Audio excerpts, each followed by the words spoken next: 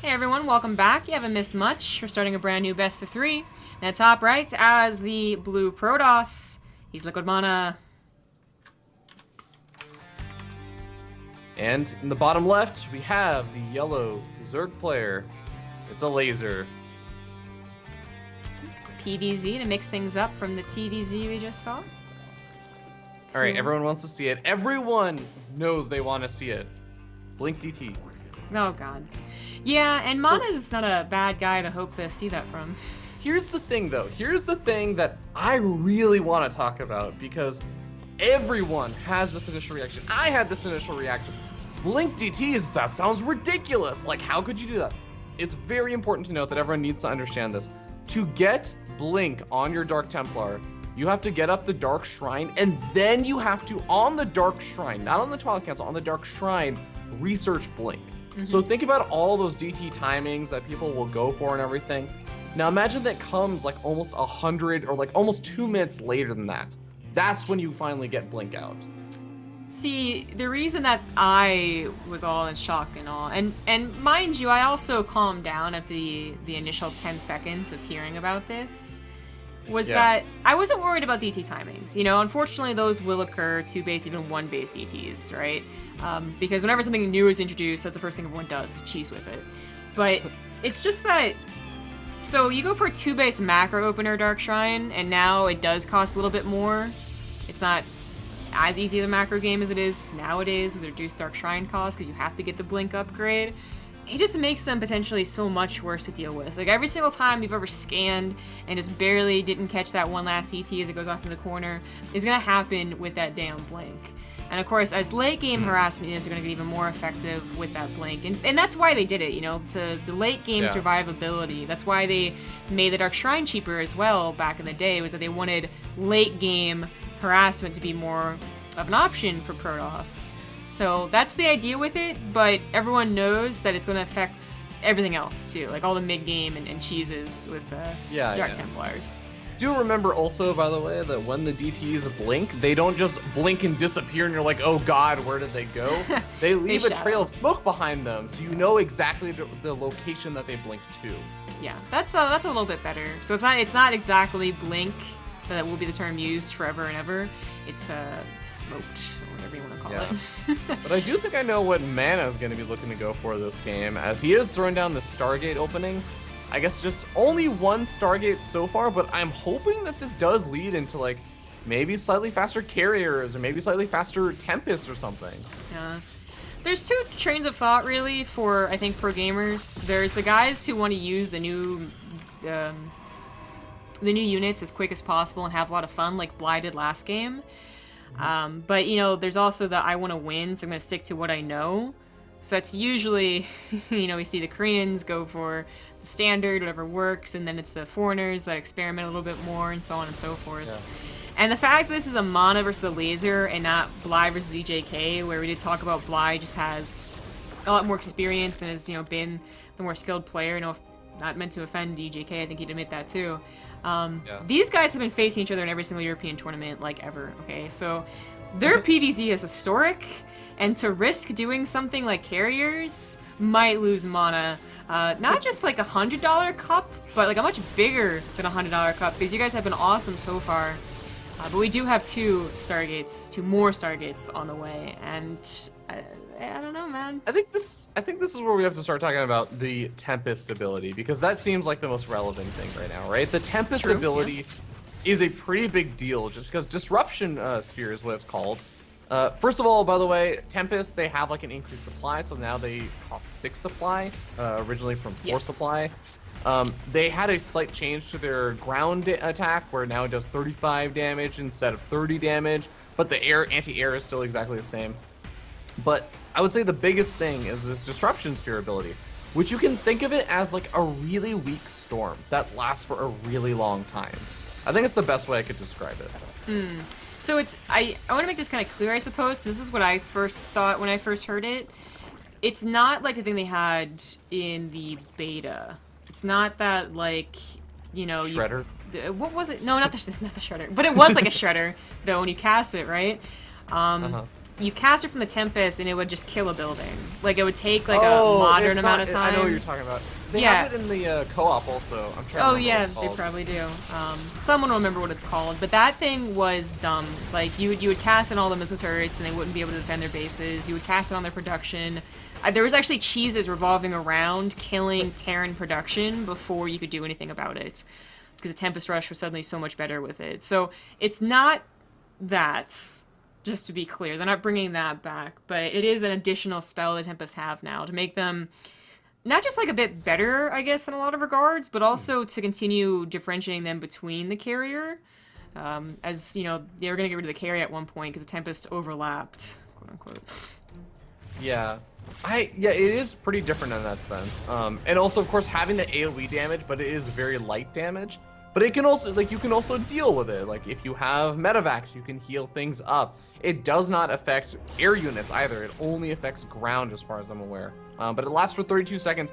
Over the course of 32 seconds, it will deal 450 damage, which just seems like a lot. But again, it's over 32 seconds. If you're standing in an AoE for 32 seconds, you kind of deserve to take 450 damage.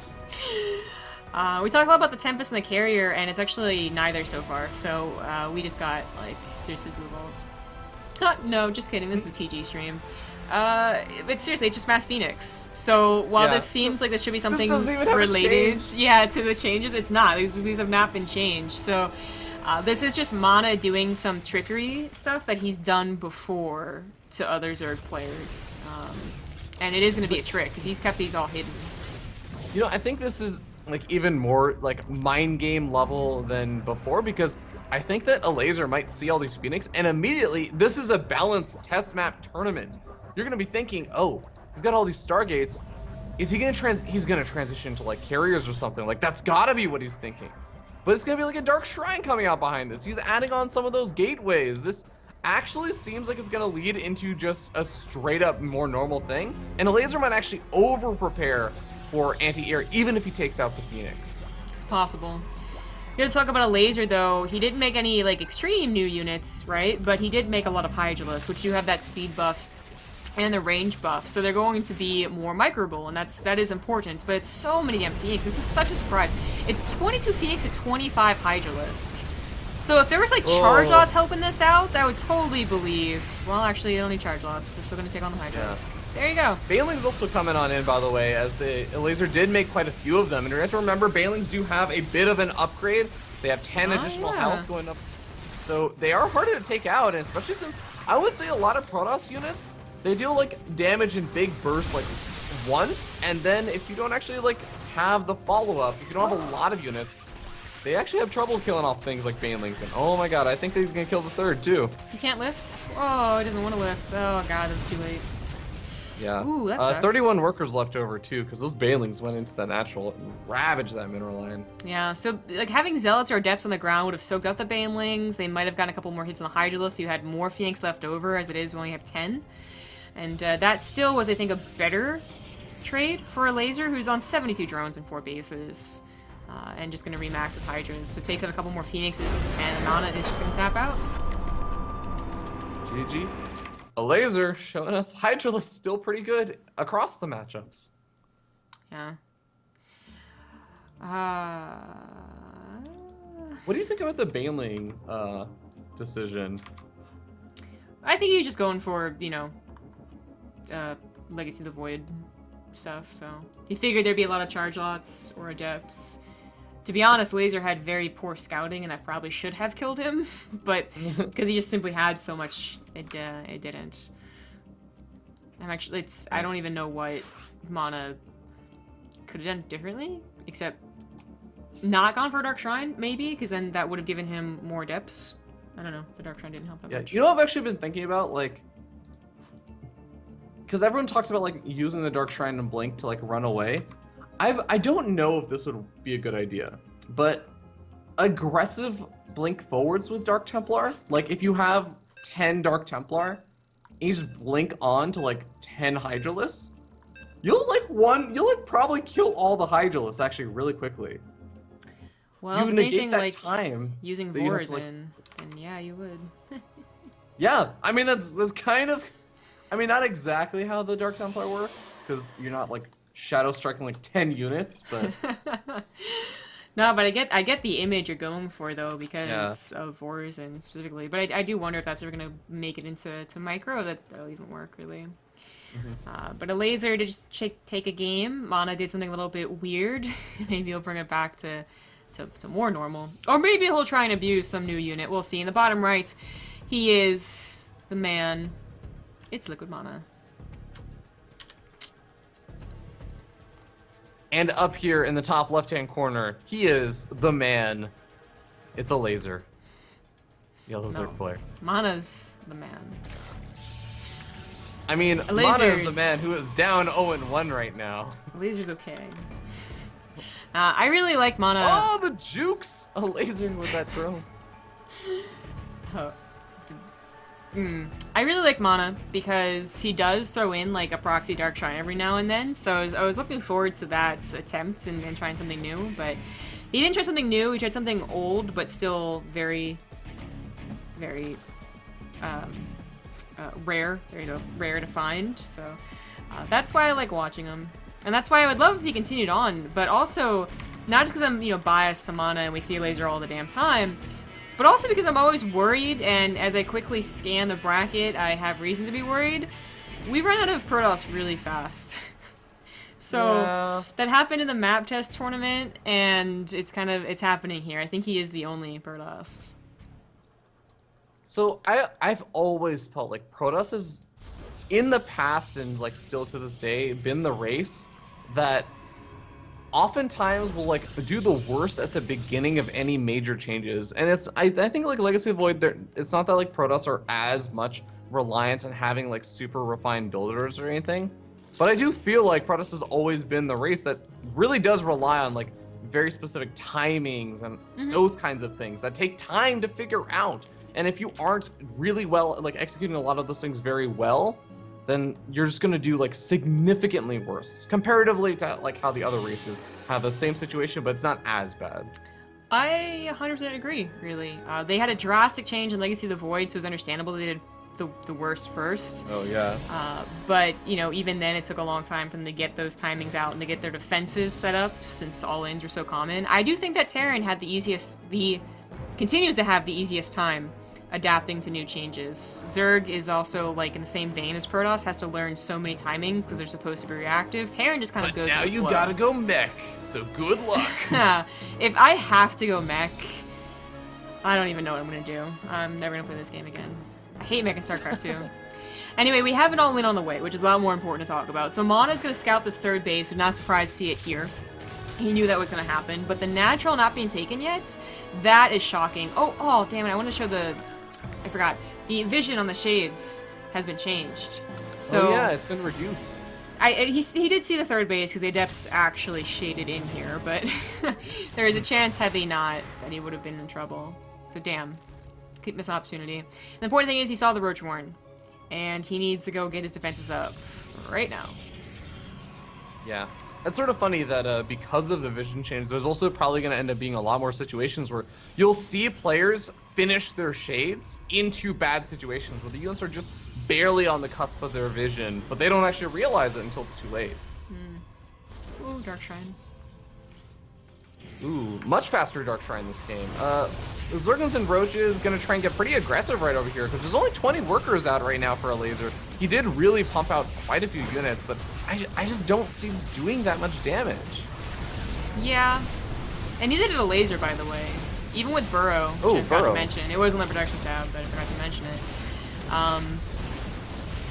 I guess after being, like, it was basically when he's got scouted that he went for a lot more drones. But MaNa really did not expect Burrow, so this might just win him the game anyway. Robo's so late. Okay. There is exactly one warp gate out right now. GG. Yeah, that's it. GG. That's really unfortunate. Oof. Now what's funny is that would win you a game in any expansion change. Yeah, going for the Dark Shrine. Except for Wings of Liberty, where Burrow was lair tech. Right? Did they not change that in Wings of Liberty, or was that a Heart of the Storm change? I thought that was a Heart of the Storm change, but I'm not sure anymore. Yeah. It's fuzzy. It's a long time ago. Man, since I was posting a live report thread for Pro League, I was like, oh, check how much, you know, what did I post when I first joined Team Liquid, which is 2011, by the way. And it was like looking back 5 years, which is both a good and a bad thing, you know. So I cringe at some things, and some other things I was okay with. Like back at the MLG community casters thread. Oof, that was a long time ago. And I'm trying to remember what my first post was on Team Liquid. I think my first post was it wasn't even StarCraft related. I think it was, because I used to be one of those lurkers on Team Liquid for a really long time. Yeah. Oh yeah, I remember. People were talking about artificial intelligence and artificial AI talking and taking over the world and stuff. And I got really riled up because everyone was just like, yeah, you know, AI, they're gonna take over the world. It's gonna be like doomsday, where technology is progressing so fast. It's gonna be happening in 10, 15 years. And I'm like, no, we're really far away from, we're really, really far away from that. You need to calm down. Yeah, I didn't check my very first post, but I know I had a stream thread on Team Liquid that would have post commonly on, and that was back in the day. Stream threads on Team Liquid. The next Not the thing anymore. Not really. Yeah, they used to be the place you'd go to talk about the streams, you know, when it was really famous person like Idra, but yeah, they're not using like that anymore. I mean, fan clubs are barely used to, so there's that. Except for Scarlet's. Yes. Scarlet's fan club is used also as Neeb's fan club too, which I really like. Yeah, no one wants to make a new fan club. Apparently Neeb has one, but everyone's talking about it on Scarlet's. Not that I ever go there. Baka. I love that Zests, by the way, is on top, but I'll leave that for another discussion. So, the semifinals and the finals will be cast, but first we're going to go into Guru versus Beastie Cutie, which did just finish up, which is nicely timed for us. So that's going to be another TVZ, another mech player. We're waiting on the maps right now. I want to give a quick shout out to everyone who's donated to the Matcherino prize pool, though. So you had a live game, donate $51. Let's see some mech games. You got what you wanted. Everyone else donated the $1. Thank you very much. And I continue to, I guess, hope to see some big numbers. For every $100 that the Matcherino page gets, Matcherino themselves will put in 20, so it's always pretty cool. And that will take us to a break. See you guys in 2 minutes.